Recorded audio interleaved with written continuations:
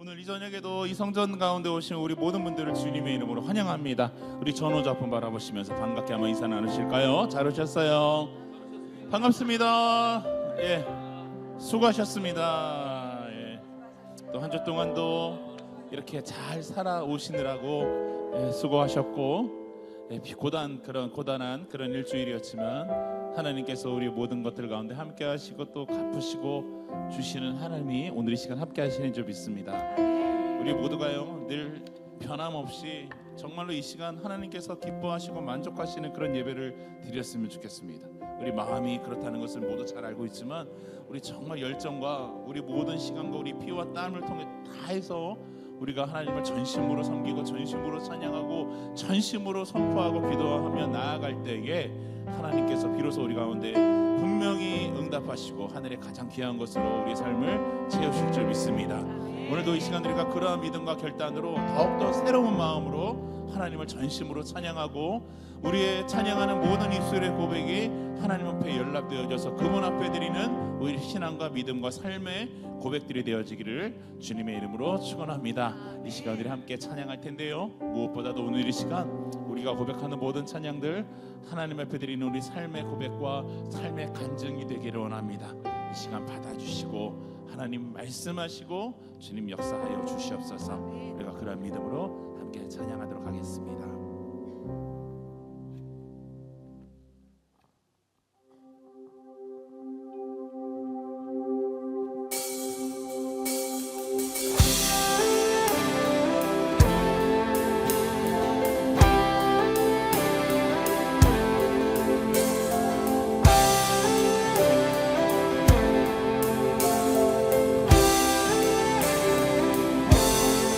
예수를 나의 구주 삼고 성령과 피로써 거듭나니 이 세상에서 내 영혼이 하늘의 영광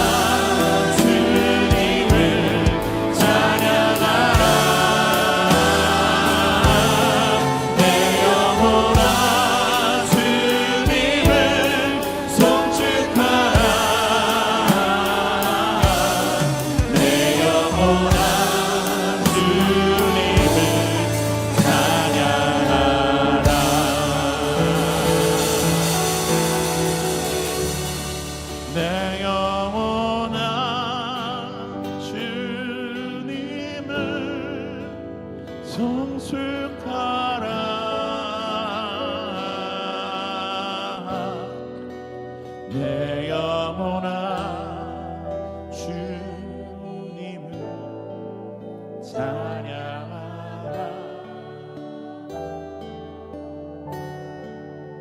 내 영혼아 주님을 송축하라. 내 영혼아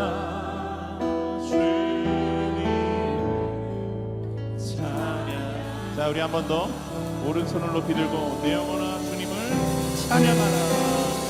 내 영혼아 주님을 찬양하라.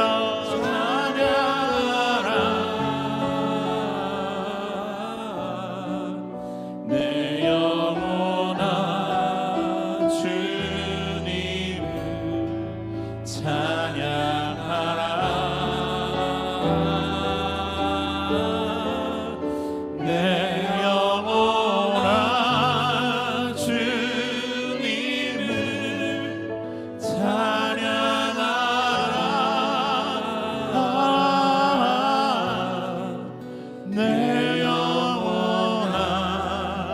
주님을 찬양하라.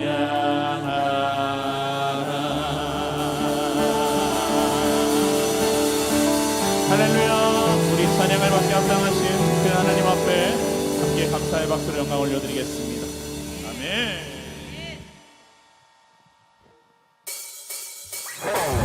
우리 함께 자리에서 일어나실까요? 우리의 찬양을 받으시고 우리 예배 받으시기 합당하신 그 하나님 앞에 힘차게 찬양하며 나아갑시다. 할렐루야.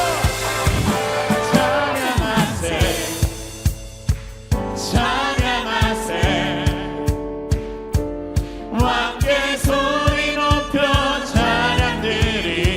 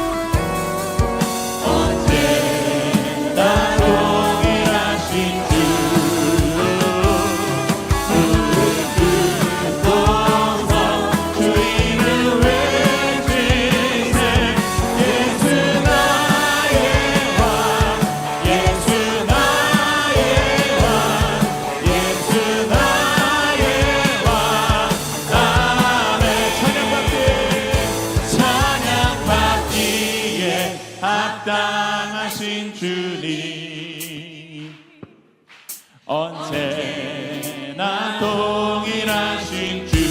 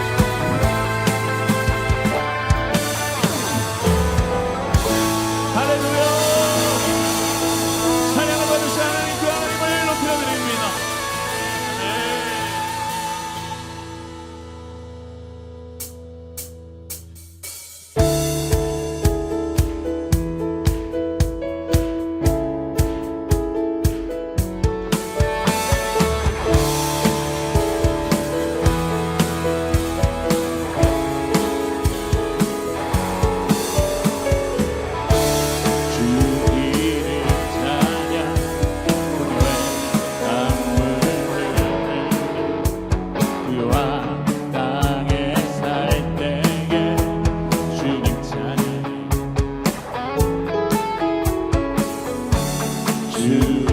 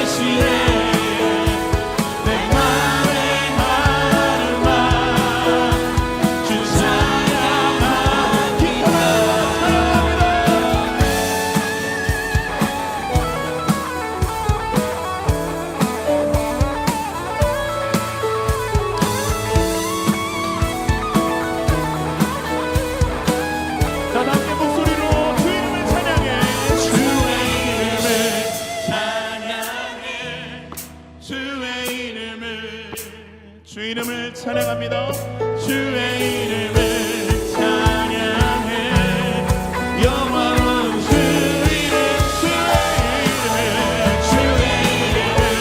찬양해 주의 이름을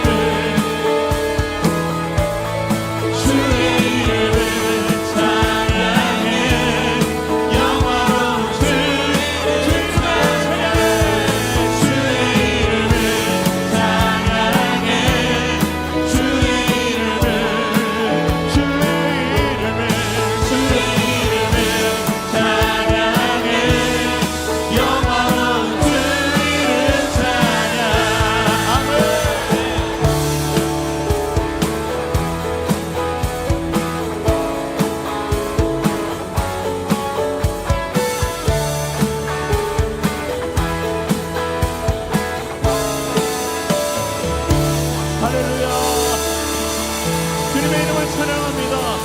어떤 상황과 환경 가운데에서도 그 이름을 높여드립니다.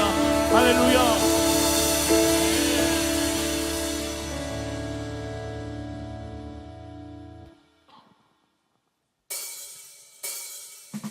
함께 자리에 앉으셔서 우리 계속해서 그 높으신 이름을 함께 높여드리겠습니다. 찬양하면서 예배하면서 그 높으신 이름 앞에 겸손히 나아가는 신에게 되기를 소망합니다.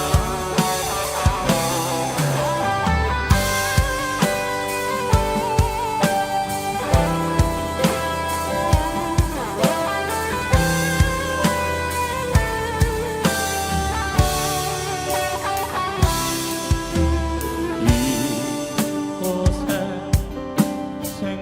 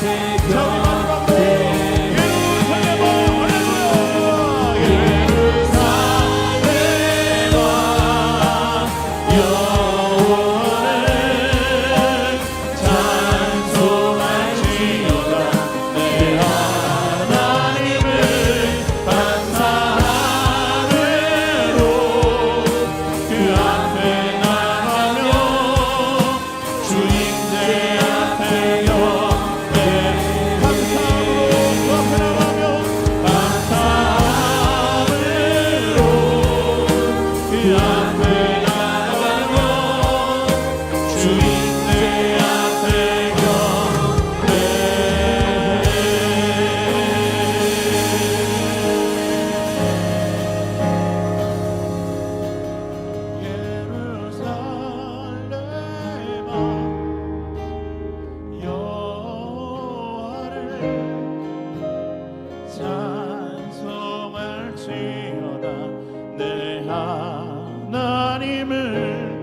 감사함으로 그 앞에 나가며 주임제 앞에 경배해. 감사함으로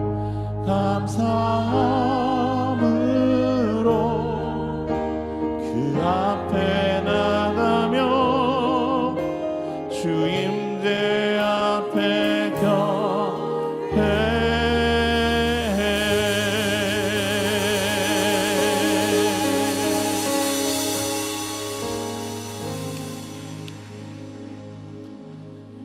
함께 기도할까요? 이 시간 기도하실 때 이스라엘 찬송 중에 거하시는 주여, 주님은 거룩하시니다.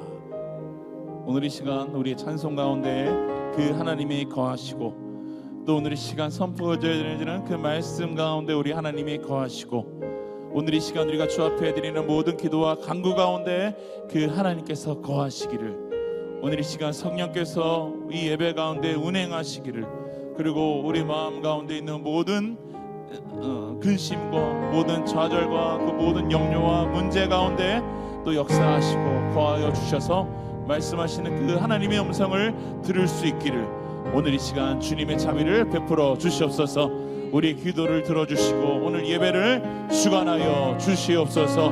우리 말씀 전하시는 목사님 입술 가운데에도 성령의 기름을 부어 주시옵소서. 함께 주여 한번 크게 외치고 함께 기도합니다. 주여.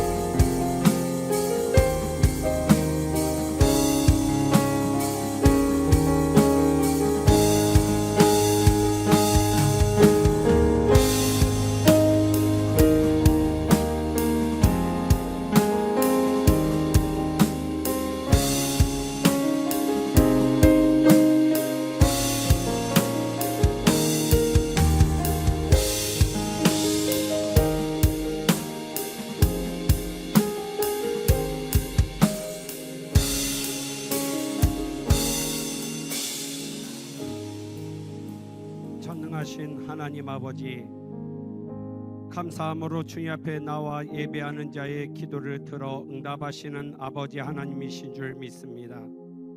이 시간 마음을 다하여 주의 택함을 받은 백성들 주님 앞에 나아가 엎드려 기도할 때 하늘의 문을 열어주시고 하나님의 놀라운 은혜로 채우시며 임재하시는 하나님의 놀라운 역사를 경험하는 이 밤이 되게 하여 주옵소서. 우리가 영의 눈을 열어 주의 기이한 법을 보게 하시고 우리의 귀를 열어 주의 기이한 법을 들을 수 있도록 주의 성령께서 이 시간 역사하여 주옵시고 우리 삶의 대안이신 예수 그리스도만 온전히 높임받는 이 예배가 되게 하여 주옵소서. 모든 영 주님 앞에 올려오며 지금도 살아계셔서 역사의 주권자이신 예수 그리스도의 이름으로 기도드리옵나이다. 아멘. 우리 이 시간 좌우 앞뒤 분과 인사를 하겠습니다. 조금은 민망하실 수도 있습니다. 왜 그러냐면 여러분의 정신 수준을 잠시 유초등부로 내리셔야 됩니다. 우리 유초등부에서 하는 인사이기 때문에 조금 맨정신 가지고는 힘드실 수도 있어요. 잠시 나는 하나님 앞에서 어린아이다라는 느낌으로 그러한 느낌으로 인사하셨으면 좋겠는데 옆에 친구와 인사하실 때 우리 지금 유초등부 선생님들은 이미 감이 오셨어요. 그래서 지금 유초등부 선생님들 얼굴이 빨개지시기 시작하셨는데, 자, 옆에 분과 앞뒤 좌우로 인사하실 때 너 좋아 이렇게 인사합니다. 자, 양옆에 좌우 앞뒤 좌우로 인사하겠습니다. 너 좋아.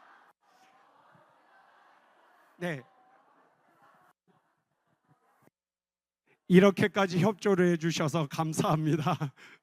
되게 다들 왜 이래 이런 느낌으로 보실 줄 알았는데 이 안에는 담겨 있는 뜻이 있습니다. 너의 삶이 좋으신 하나님으로 인해 아름다워지기를 축복해라는 뜻을 가지고 있습니다. 의미가 좋지요. 너 좋아, 민망하지만 너의 삶이 좋으신 하나님으로 인해 아름다워지기를 축복해. 참 좋은 의미인 것 같습니다. 그래서 한 번 더 우리 옆에 분과 앞뒤 좌우로 인사하겠습니다. 너 좋아. 네.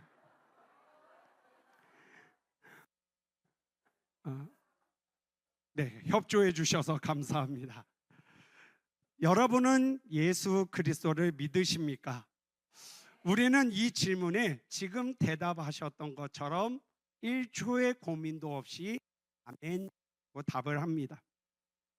그렇다면 여러분은 왜 예수를 믿으십니까? 초기 한국교회 성도들에게 퍽퍽하고 험난한 삶이 있다 보니까 이러한 말이 있었습니다. 아마 우리 권사님들은 한 번쯤 다 들으셨을 거예요. 예수 믿으면 복 받습니다. 이 말이 늘 있었습니다. 여러분은 이 말을 인정하십니까? 예수를 믿으면 복 받는다. 어찌 보면 사실이지만 어찌 보면 100% 복만 받는다라는 말은 틀린 말이기도 합니다. 죽을 수밖에 없던 죄인이 용서를 받게 되었고, 그리고 하나님의 자녀가 되었고 하나님의 백성이 되었으니 어찌 보면 복받은 것이라고 해도, 아니 분에 넘치는 놀라운 은혜를 받았다고 해도 과언이 아닐 것입니다. 하지만 예수를 믿는다는 일은 한편으로는 다른 부분을 생각해 봐야 하는 일이기도 합니다. 무슨 이야기냐? 예수를 믿는 데에는 또 다른 부분이 존재한다라는 것입니다. 디모데후서 2장 3절입니다. 너는 그리스도 예수의 좋은 병사로 나와 함께 고난을 받으라. 아멘. 뭐라고 말씀하고 있습니까? 예수를 믿는다라는 것은 예수 그리스도의 고난에 동참하는 일이다라고 이야기를 하고 있습니다. 그래서 우리는 질문을 던져야 합니다. 내가 정말 예수를 제대로 믿고 있는가? 고난도 불사하면서 주님을 따른다라는 그러한 결단이 나에게 있는가라는 생각을 해보아야 합니다. 흔히 신학교에 이러한 농담이 있습니다. 아골골짝 빈들에는 저전도사 보내시고 대형교회 좋은 교회는 나를 보내주시옵소서. 부름받아 나선 이 몸 찬송가를 개사해서 부르곤 하지요. 그만큼 사실은 하나님의 부르심을 받았다고 하지만 고난을 즐거워하지 않는 것이 우리의 모습이라는 것입니다. 오늘 본문은 예수님이 베드로와 안드레를 제자로 부르시고 나서 이어서 조금 더 가시다가 야고보와 요한을 제자로 부르시는 사건이 기록되어져 있습니다.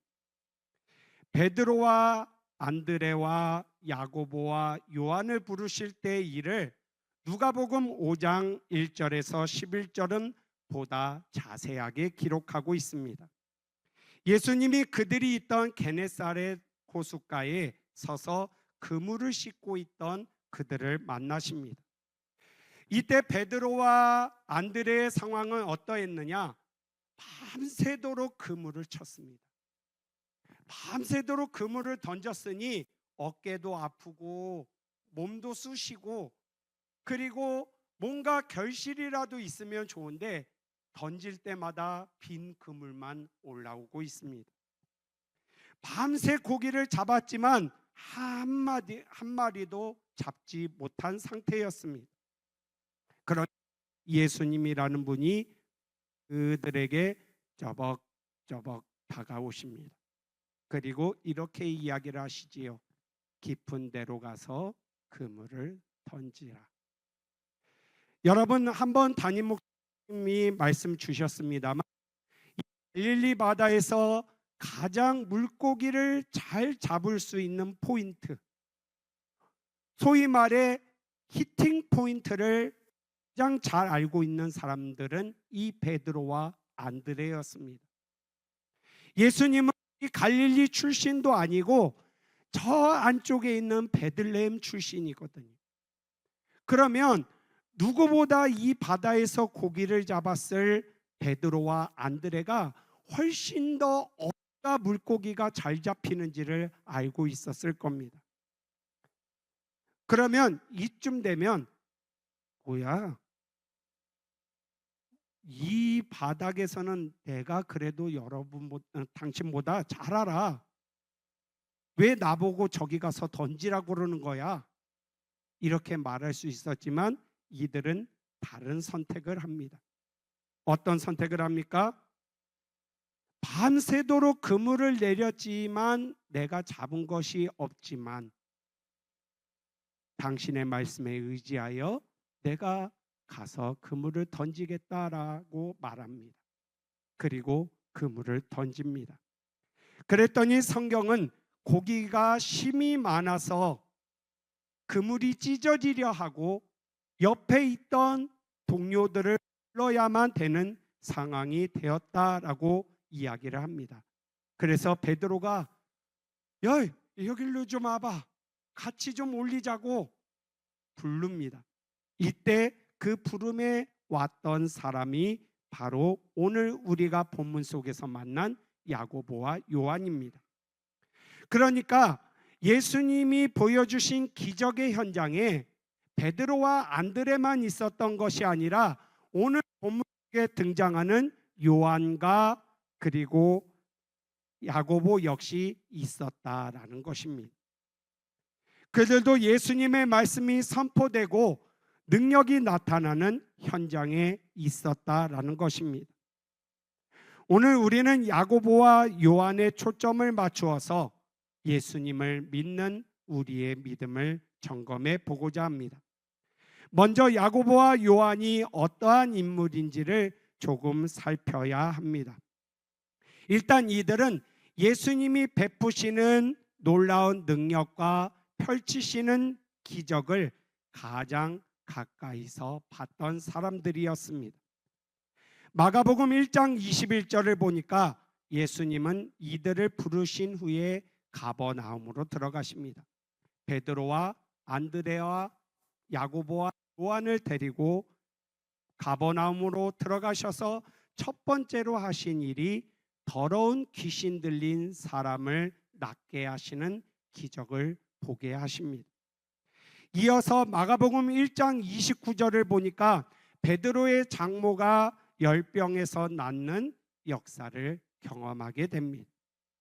게다가 이들은 예수님으로부터 특별한 교훈을 받고 베드로 외에 다른 제자들은 보지 못했던 예수님이 펼치시는 수많은 기적과 가르침을 보고 들었습니다. 마가복음 5장에 기록된 회당장 집에서 죽은 딸이 일어나게 하시는 기적의 현장에도 있었고, 마가복음 5장 37절에 베드로와 야고보와 그의 형제 요한에는 아무도 따라옴을 허락하지 않으셨다라고 말씀할 만큼 이들은 예수님의 가장 기적의 현장에 같이 있었던 사람들이었습니다.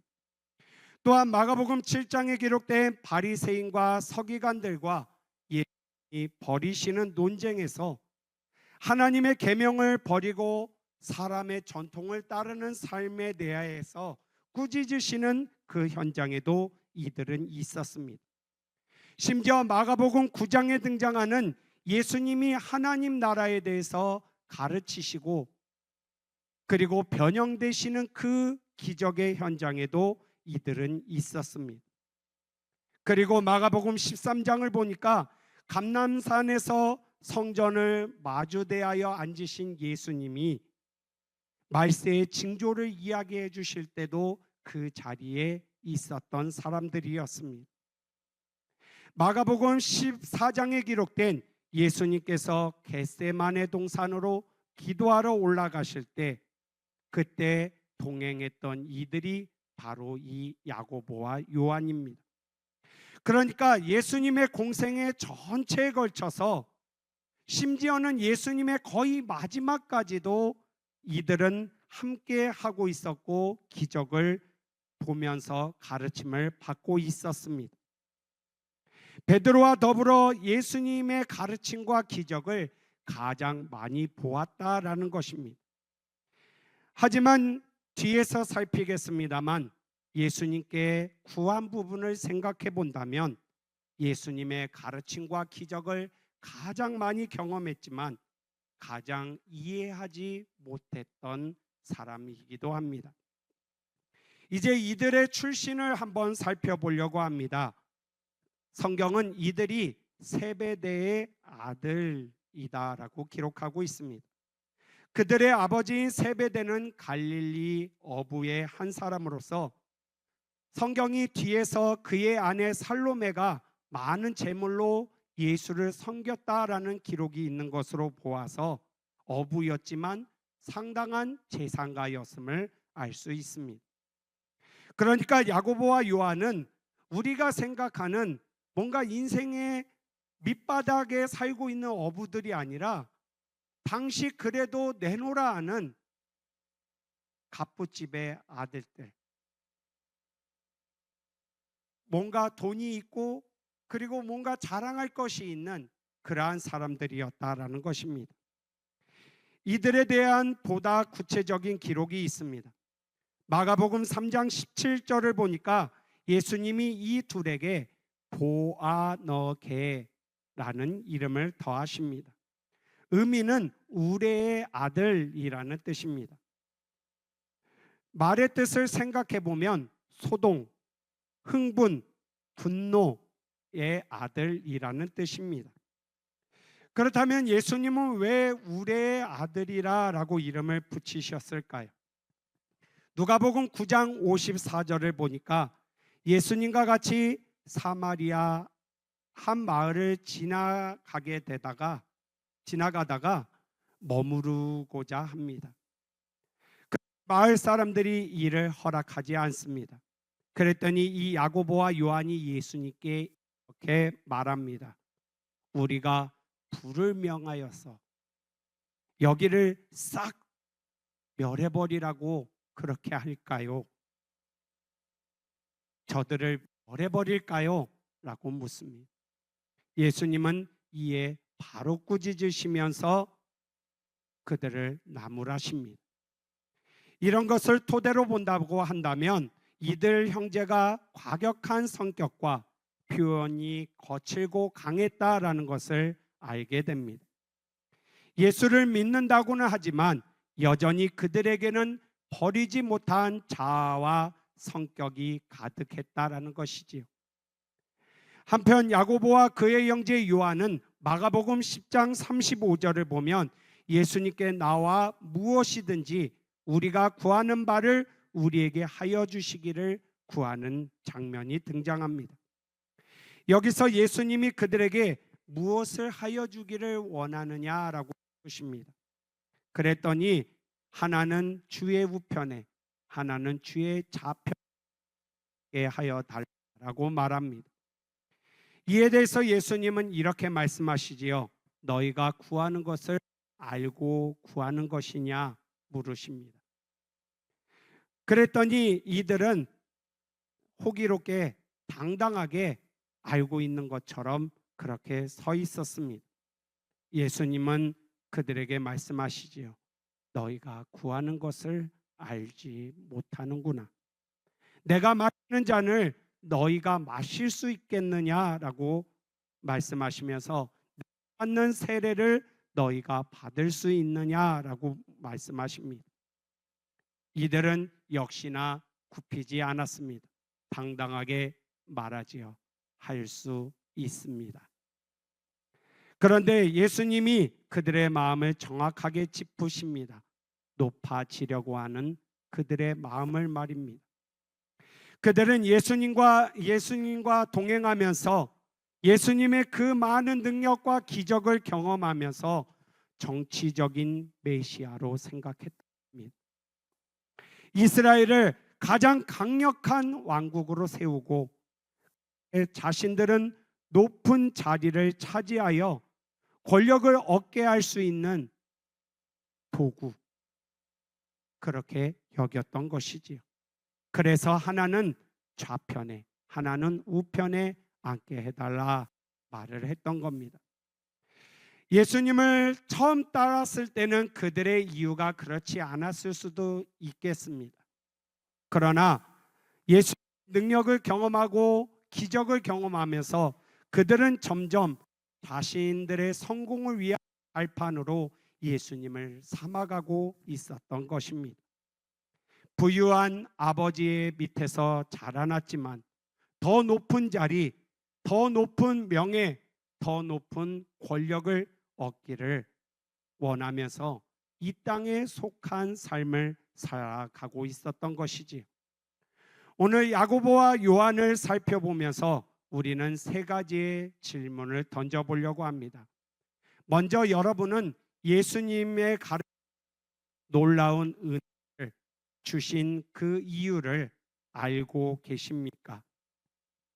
예수님은 야고보와 요한을 제자로 삼으시고 수많은 가르침과 놀라운 일들을 보여주셨습니다.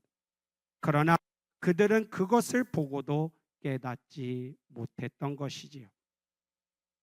예수님은 야고보와 요한에게 찾아오셨듯이 오늘 이 시대를 살아가는 우리에게도 찾아와 손을 내밀어 주셨습니다.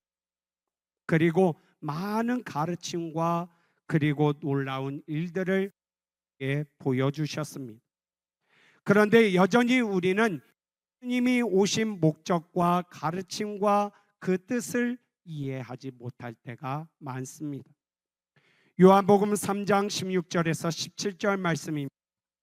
하나님이 세상을 이처럼 사랑하사 독생자를 주셨으니 이는 그를 믿는 자마다 멸망하지 않고 영생을 얻게 하려 하심이라. 하나님이 그 아들을 내신 것은 세상을 심판하려 하심이 아니요 그로 말미암아 세상이 구원을 받게 하려 하심이라. 아멘. 예수님이 우리를 위해 이 땅에 오시고 많은 고난을 겪으시고 십자가를 지고 골고다 언덕을 올라가셔서 십자가에 박힌 이유는 바로 우리의 구원 때문이었습니다. 우리가 더는 죄로 인하여 죄의 멍에를 메고 얽매여 사는 죄종의 인생이 아니라 하나님의 자녀로 하나님의 거룩한 백성으로 살아갈 수 있도록 하시기 위함이었습니다. 이것이 복음의 핵심이며 변하지 않을 진리입니다. 그러나 우리는 얼마나 그분의 가르침과 뜻을 이해하며 살았습니까? 여러분은 왜 예수 그리스도를 믿고 계십니까? 나는 주어진 삶을 살아가는 가운데 왜 예수와 동행하며 예수님의 오신 목적을 되새기고 있으십니까? 혹여 예수님의 가르침과 놀라운 은혜가 왜 주어졌는지 생각하지 못하고 내 뜻과 의도랑 다르면 이해하지 못하거나 그것은 아니라고 말하고 계시지는 않습니까? 예수님의 가르침과 그리고 놀라운 일들을 우리에게 보여주시며 복음을 말씀해 주시고 내가 너를 구원하고 싶다라고 말씀하시는데 혹여 그 가르침을 이해하지 못하고 그 복음을 빛바래게 하고 있지는 않은지 돌아보는 시간을 가지실 수 있기를 바랍니다. 또 하나의 질문을 던져보려고 합니다. 여러분은 내가 죽은 사람입니까? 아니면 지금도 여전히 내가 살아있는 사람입니까? 요한은 예수님을 만나고 따르면서 많은 사람을 고치시고 그들의 아픔과 눈물을 아시고 닦아주신 예수님을 곁에서 보았습니다. 하나님 아버지의 뜻을 따라 자신을 부인하고 다른 사람을 위한 삶을 살아가시는 모습을 곁에서 보았던 사람들이었습니다. 그러나 여전히 그들은 변화되지 못하고 우리의 아들이라 불릴 만큼 과격한 성격과 말투가 살아 있었던 사람들이었습니다. 오늘 우리는 예수님에서 어떠한 성격과 마음으로 주어진 삶을 살고 계십니까? 갈라디아서 2장 20절 말씀입니다. 내가 그리스도와 함께 십자가에 못 박혔나니 그런즉 이제는 내가 사는 것이 아니요 오직 내 안에 그리스도께서 사시는 것이라. 이제 내가 육체 가운데 사는 것은 나를 사랑하사 나를 위하여 자기 자신을 버리신 하나님의 아들을 믿는 믿음 안에서 사는 것이라. 아멘. 우리는 사도 바울의 고백처럼 예수님을 만나고 나 자신을 철저히 부서지고 없어져야 할 사람들입니다.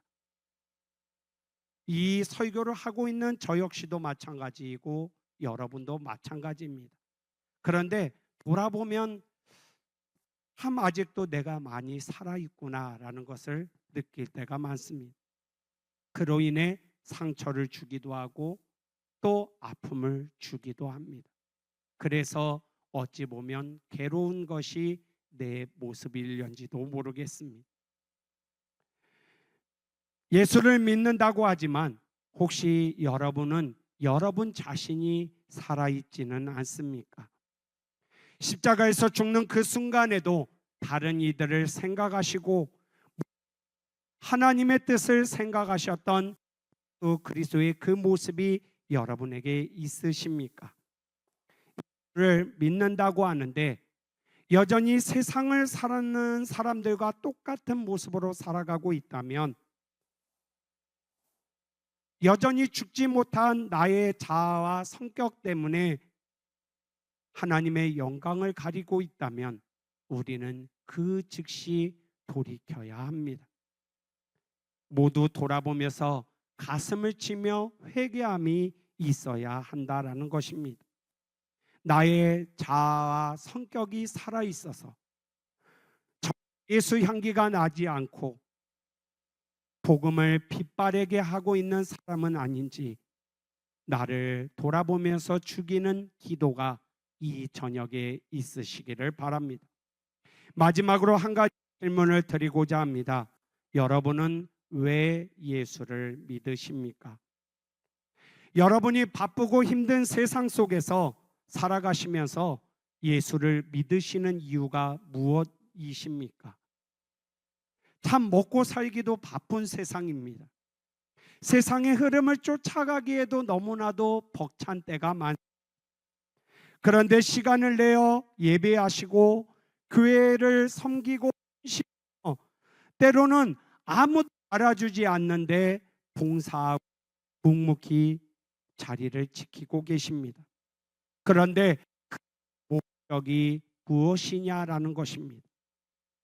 야고보와 요한은 정치적으로 강력하게 왕국을 세우실 예수님으로 바라보고 후에 그들이 쫓는 발걸음은 점점 본래의 뜻과 멀어져 갔습니다. 말 그대로 예수님을 자신들의 성공을 위한 발맞다고 해도 과언이 아닙니다. 그러니까 이렇게 말을 하지요. 예수님이 마시는 잔 저도 마실 수 있습니다. 예수님이 받으시는 세례 저도 받을 수 있습니다 라고 호기롭게 말할 수 있지 않았겠습니까? 그런데 정작 예수님이 고난의 잔을 마시는 그 순간 그들은 어디에 있었습니까? 예수님과 함께 십자가에 있었나요? 아니면 예수님 밑에서 처절하게 울면서 나의 죄 때문이라고 지고 있었습니까? 아니었습니다. 그들은 호기롭게 고난의 잔 나도 마실 수 있습니다 했지만 정작 그 고난의 잔이 찾아오는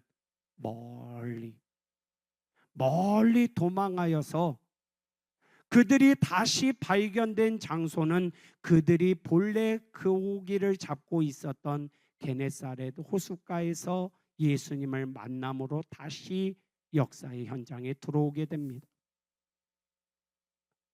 한마디로 고난의 잔을 피하여 숨어 있었던 그들의 모습을 보면서 과연 우리는 그들을 향하여 정죄하고 그들이 잘못됐다라고 말할 수 있을까요?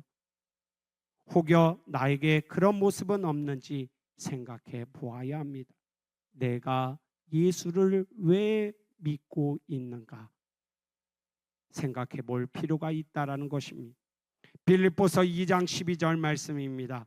그러므로 나의 사랑하는 자들아 너희가 나 있을 때뿐 아니라 더욱 지금 나 없을 때에도 항상 복종하여 두렵고 떨림으로 너희 구원을 이루라.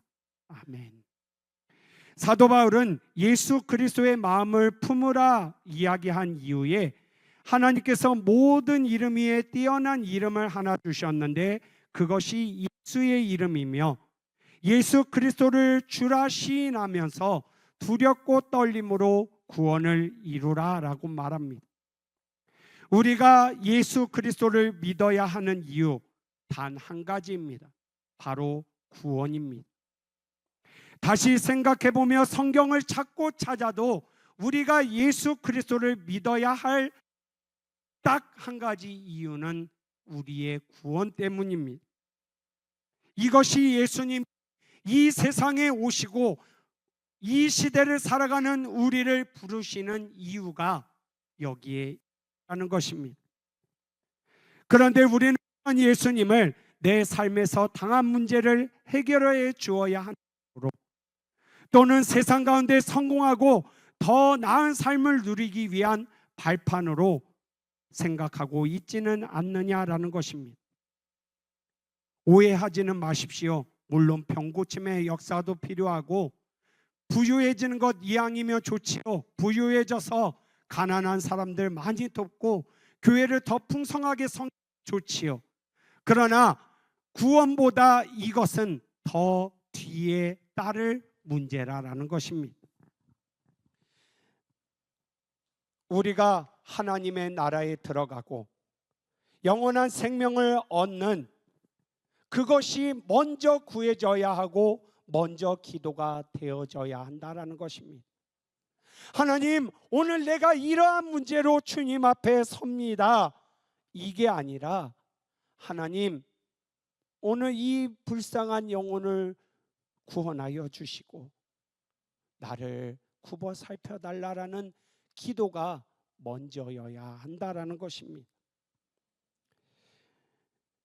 우리가 두렵고 떨림으로 내 안에 구원을 이루어가고자 하는 영적으로 민감함이 있어졌으면 좋겠습니다. 그래서 예배 때마다 나오면서 주여 나는 죄인이로소이다.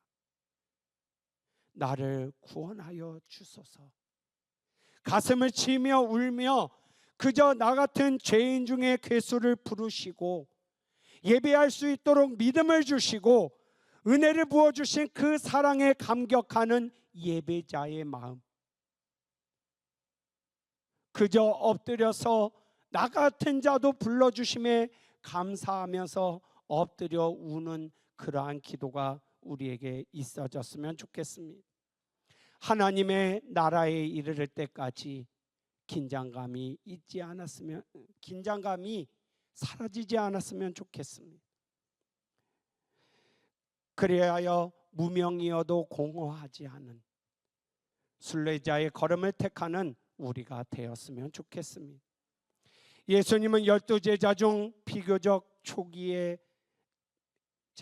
예수님의 12제자 중에 초기에 부름을 받았고 가장 많은 가르침을 들었고 예수님의 놀라운 능력과 기적을 가장 가까이서 많이 보았던 사람들. 하지만 예수님을 온전히 따르고 예수님의 사역을 온전히 이해하려 하지 않고 여전히 죽지 못한 자기의 성격과 자아가 있었던 사람들. 그래서 예수님 앞에서도 당당하게 자신들의 성공을 꺼내어 놓았던, 자신들의 욕구를 꺼리낌 없이 내놓았던 야고보와 요한은 이 시대를 살아가는 우리에게 많은 것을 생각하게 하는 인물들입니다. 찬양을 불러드리려고 하는데요, 찬양의 가사의 의미를 잘 새겨보시기를 바랍니다.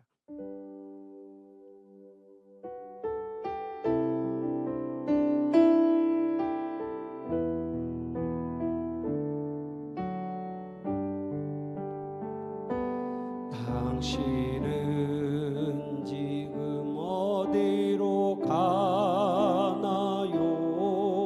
발걸음 무겁게 이 세상 어디 쉴 곳 있나요? 머물 곳 있나요? 예수 안에는 안식이 있어요. 평안이 넘쳐요.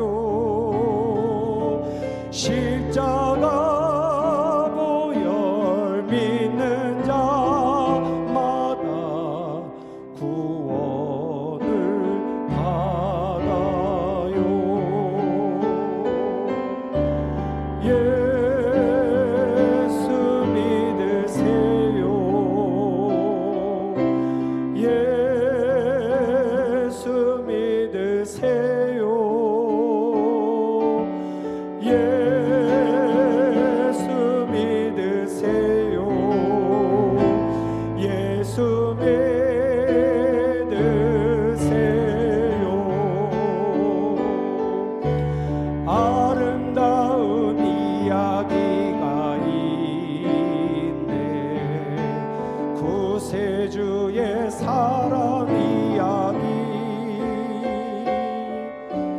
영광스런 천국 떠난 사람, 나와 같은 죄인 구하려.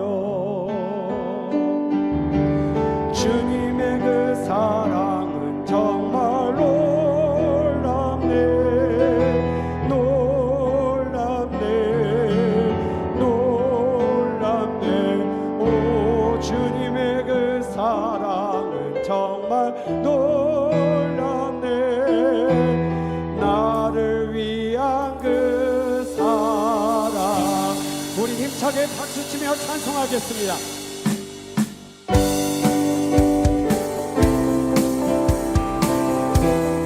당신은 지금 어디로 가나요? 당신은 지금 어디로 가나요?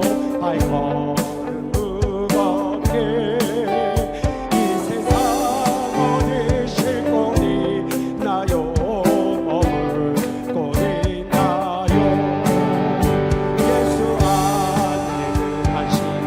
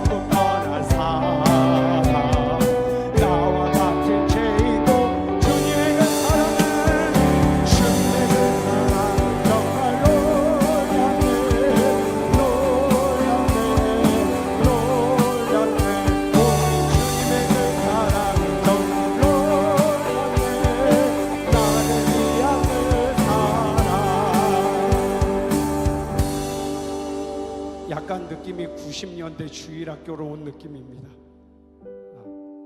제가 한 7살, 8살 때쯤 이렇게 했던 기억이 나는데, 네, 모처럼 옛날 감성이지만 오늘 가사를 한번 잘 생각해 보십시오.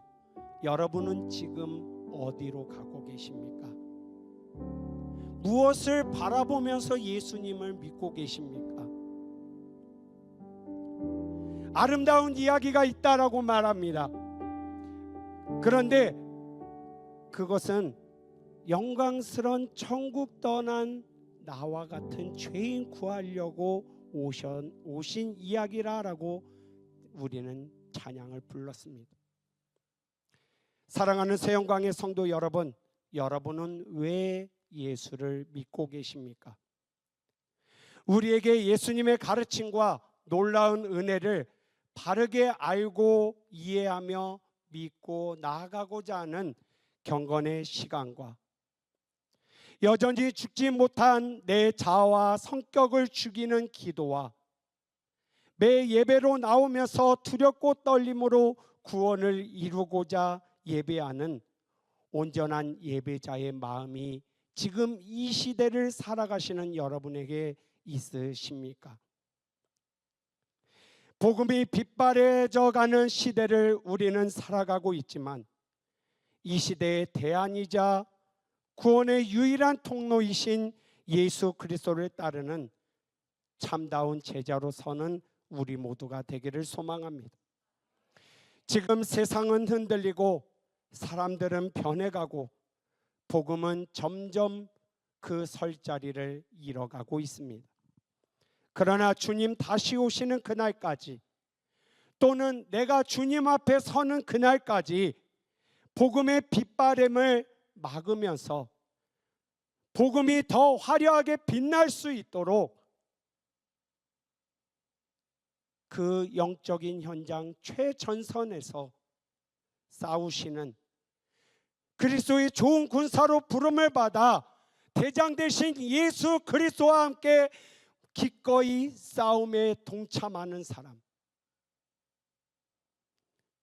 주님이 찾으실 때 여기 있습니다 라고 손을 들고 기꺼이 그 복음의 싸움의 현장에 나서실 수 있는, 그리하여서 마지막 날 예수를 제대로 믿었던 믿음으로 칭찬받는 이 시대를 살아가시는 새영광의 성도들 되시기를 예수 그리스도의 이름으로 축복합니다.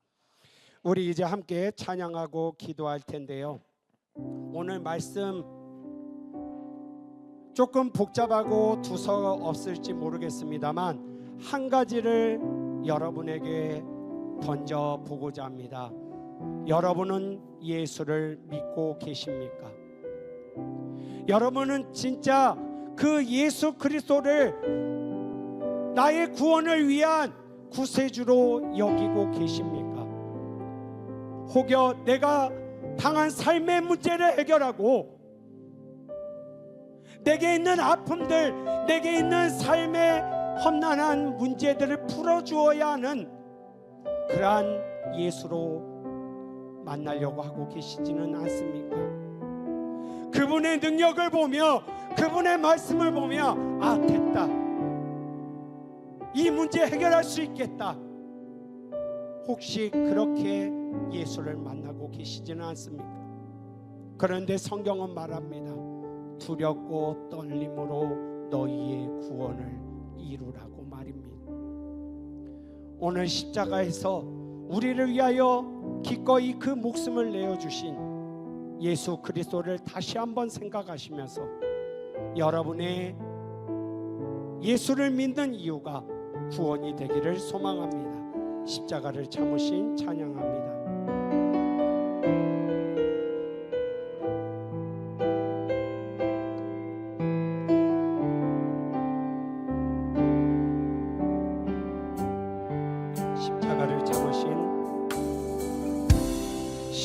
십자가를 참으신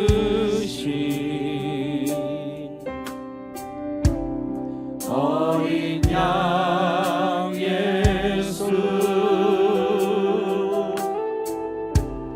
내 죄 씻어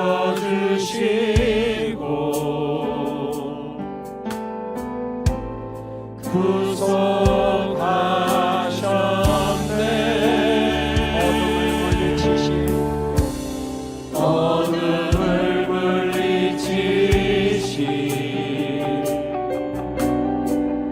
세상의 빛 예수 영광의 빛 비추사 자유케 하시네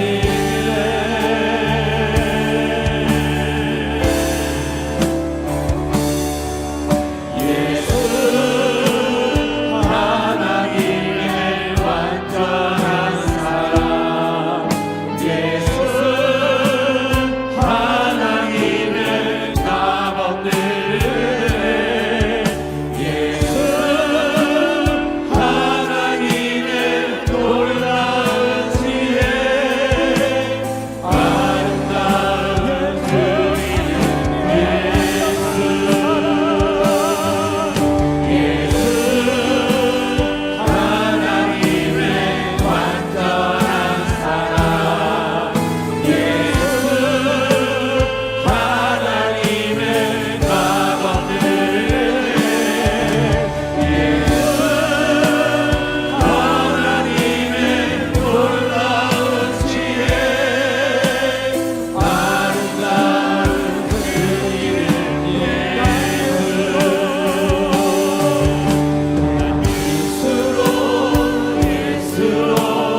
예수로 충만하네 난 예수로 충만하네 난 예수로 충만하네 영원한 왕 내 안에 살아계시네 난 예수로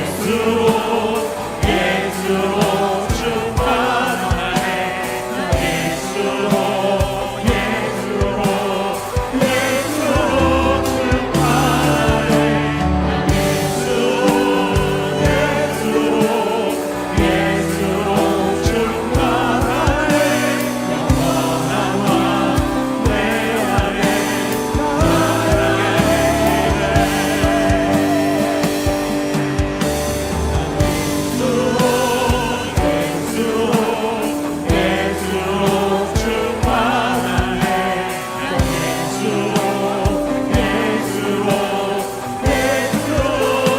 충만하네 난 예수로 충만하네 영원한 왕 내 안에